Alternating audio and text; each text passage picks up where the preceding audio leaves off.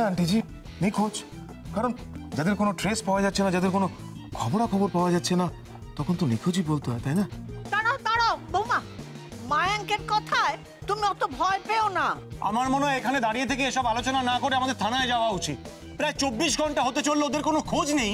এখন যা করার কিন্তু পুলিশই করতে পারবে। বাবা, আরে বাবা, আমি তো কালকে সেই কথাটাই বললাম, কেউ তো শুনলো না। হঠাৎ করে একটা টেলিফোন এলো, বললো ক্যাম্পে রয়েছে। কিন্তু মিথ্যে কথাটা কেন বললো আমাদের?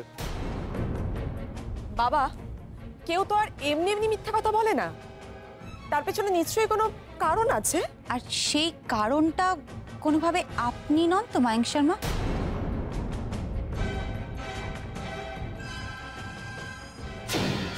না, এমন নয় তো যে এখানে যারা দাঁড়িয়ে রয়েছে এই মুহূর্তে তাদের মধ্যে একমাত্র আপনিই জানেন যে আর্যদা আর দিয়া কোথায় আছে? আই মিন, আপনি হয়তো ওদেরকে আটকে রেখেছেন। আরে আরে তিস্তা, তুমি এসব কি বলছো? হ্যাঁ, আরে আমি নিজে যেচে আসলাম খবর নেওয়ার জন্য। আমি ভাবলাম আমাকে দিয়ে যদি তোমাদের কোনো হেল্প হয়। আর তোমরা কিনা আমাকেই অ্যাকিউজ করছো। আপনাকে অ্যাকিউজ না করার কোনো কারণ আছে কি? এই যে আপনি যেচে আমাদের বাড়িতে এসে বর্দা ভাই আর দিয়ার খোঁজ করছেন, এতেই তো আপনার উপর আমার সন্দেহটা দৃঢ় হচ্ছে। নিখিল, আচ্ছা তুই একটা কথা বল। আমি যদি আর্য আর দিয়ার ক্ষতি করে থাকি, ওকে, তোকে তো আর্য গতকালকে ফোন করেছিল, তাই না? তাহলে ও আমার নাম নিশ্চয়ই বলেছে। হ্যাঁ, আমার নামে কি কিছু বলেছে নাকি তোর কাছে আমার এগেইনস্টে কোনো রকম এভিডেন্স রয়েছে? আপনি যে বর্দা ভাইয়ের মাথায় বন্দুক ঠেকিয়ে কথাগুলো বলার নিয়ে আপনার কাছে কোনো প্রমাণ রয়েছে মিস্টার মায়াঙ্ক শর্মা? নেই, প্রমাণ নেই আপনার কাছে। শুনুন, আপনি ব্যাডমিন্টন খেলুন আর যাই করুন, বেসিক্যালি আপনি একজন খুব ভালো অভিনেতা।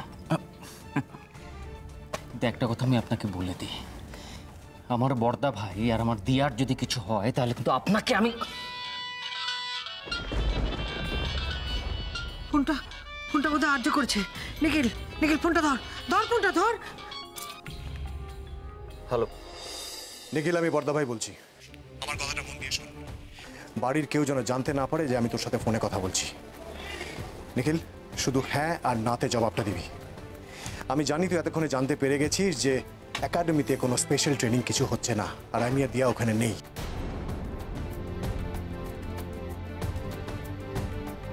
নিখিল, আর আমি এটাও জানি যে তোর মারফত সেই খবরটা বাড়ির সবাই জেনে গেছে। হ্যাঁ নিখিল, আমি মিথ্যে বলেছিলাম, তার প্রয়োজন ছিল যাতে বাড়ির লোক অহেতুক প্যানিকই না হয়। আমি আর দিয়া বাড়িতে ফিরতে পারবো না, তার কারণ একটাই, সেটা হচ্ছে মায়াঙ্ক শর্মা। মায়াঙ্ক শর্মা যদি দিয়া কোথায় আছে জানতে পারে, তাহলে ও কিছুতেই দিয়াকে ম্যাচে পৌঁছতে দেবে না, ওকে আটকে দেবে। কোর্টে পৌঁছলো অব্দি আমরা দুজন অন্য কোথাও গা ঢাকা দিয়ে থাকবো, ওকে? আর তুই কিন্তু কোনোভাবেই মায়াঙ্ক শর্মাকে জানতে দিবি না যে আমি তোর সাথে যোগাযোগ করেছিলাম। ইনফ্যাক্ট যে নাম্বারটা থেকে আমি ফোন করছি সেই নাম্বারটা তো ইমিডিয়েটলি ডিলিট করে দে, বুঝতে পেরেছিস তো? হ্যাঁ, আমি এই সব কিছু বন্ধ করতে পারি, কিন্তু একটা শর্তে। তোমাকে আর দুর্গাকে আমাকে ছুঁয়ে কথা দিতে হবে এর সাথে তোমরা কোনো যোগাযোগ আর রাখবে না।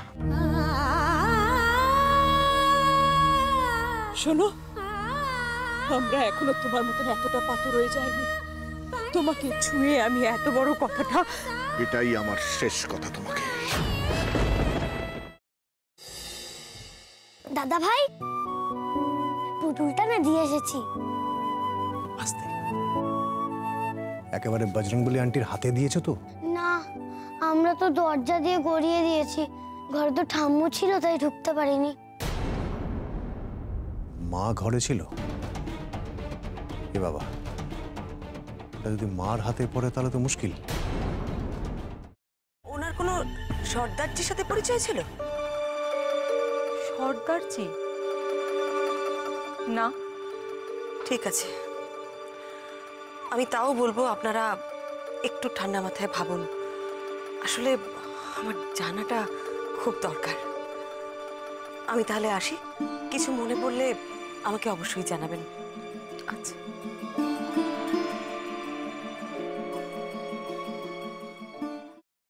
ফ্রাইং প্যানে Emami healthy and tasty refined rice bran oil গরম করে তাতে গোটা কালো সর্ষে আর কারি পাতা ফোড়ন দিয়ে ওর মধ্যে একে একে টমেটো কুচি, বাঁধাকপি বাটা, নুন, হলুদ গুঁড়ো, শুকনো লঙ্কা গুঁড়ো আর সামান্য চিনি দিয়ে ভালো করে কষিয়ে নিয়ে ওই মিশ্রণে কুড়িয়ে বেটে রাখা নারকেল, পাকা লঙ্কা কুচি আর কারি পাতা দিয়ে ভালো করে নাড়াচাড়া করে নামিয়ে নিয়ে নারকেলের স্লাইস, পাকা লঙ্কা স্লাইস আর কারি পাতা দিয়ে সাজিয়ে সার্ভ করুন বাঁধাকপির ঝাল।